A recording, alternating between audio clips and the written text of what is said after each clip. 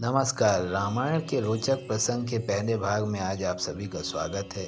आज हम बात करेंगे उर्मिला के सतीत्व और उनके राम भक्ति का। जिस समय भगवान श्री राम माता सीता और लक्ष्मण जी के साथ वन को जाने लगे, उस समय लक्ष्मण जी की धर्मपत्नी उर्मिला ने भी लक्ष्मण जी के साथ ही वन में जाने का आग्रह किया।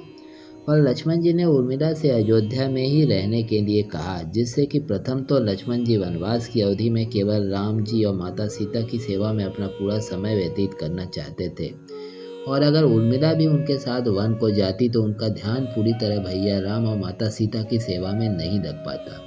दूसरी बात यह थी कि अगर उर्मिला भी वन में चली जाती तो अयोध्या में माता कौशल्या एवं अन्य माताओं का ध्यान कौन रखता। ऐसा सोचकर लक्ष्मण जी ने उर्मिला से अयोध्या में रहकर माताओं की सेवा और राम भक्ति का आग्रह किया, और उर्मिला जी से वचन लिया कि वन में जाते वक्त और 14 वर्ष की वनवास की अवधि में वो एक भी आंसू नहीं बहाएंगी और हंसते हंसते सबको विदा करेंगी। इसलिए उर्मिला पूरे 14 वर्ष तक खुशी खुशी अयोध्या में रहकर माताओं की सेवा में लगी रहीं और भगवान राम की भक्ति में भी साथ में लगी रहीं। एक भी आंसू की बूंद उन्होंने इन 14 सालों में अपने आंखों से नहीं गिरने दी, और हंसते हुए उन्होंने अपने कर्तव्य का पालन किया।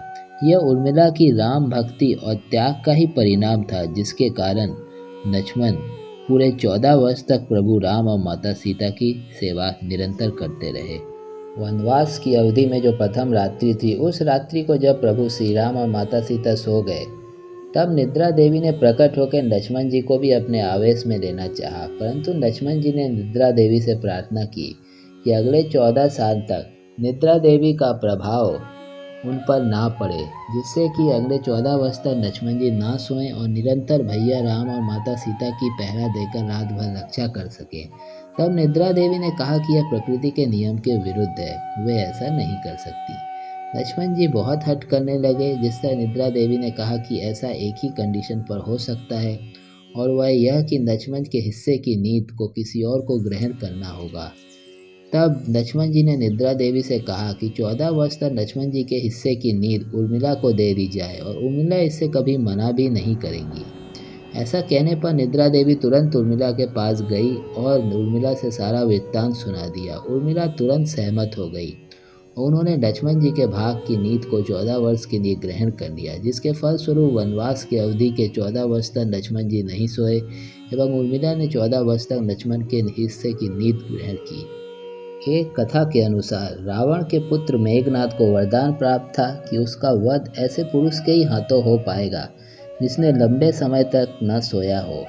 लक्ष्मण के द्वारा मेघनाद का वध इसलिए संभव हो पाया क्योंकि 14 वर्ष की अवधि तक लक्ष्मण जी नहीं सोए थे। निद्रा देवी की वरदान और उर्मिला के त्याग के कारण, यदि उर्मिला ने लक्ष्मण जी के भाग के निद्रा को ग्रहण करना स्वीकार ना किया होता तो लक्ष्मण के द्वारा मेघनाद का वध संभव ना हो पाता।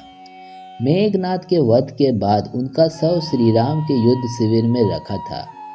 उस शव को मेघनाद की पत्नी सुलोचना लेने आई।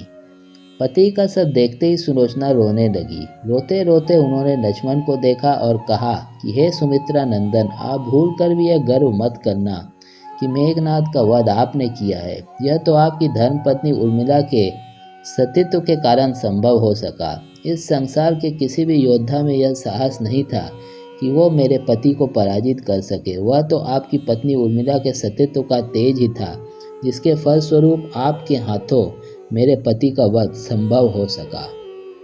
धन्य है उर्मिला की राम भक्ति और उनका सतीत्व। उर्मिला का चरित्र और उनका सतीत्व सराहना के योग्य है। लक्ष्मण जी ने 14 वर्ष तक जो बिना किसी बाधा के प्रभु श्री राम और माता सीता की सेवा की, वह भी केवल और केवल उर्मिला के त्याग और सतीत्व के कारण ही संभव हो सका।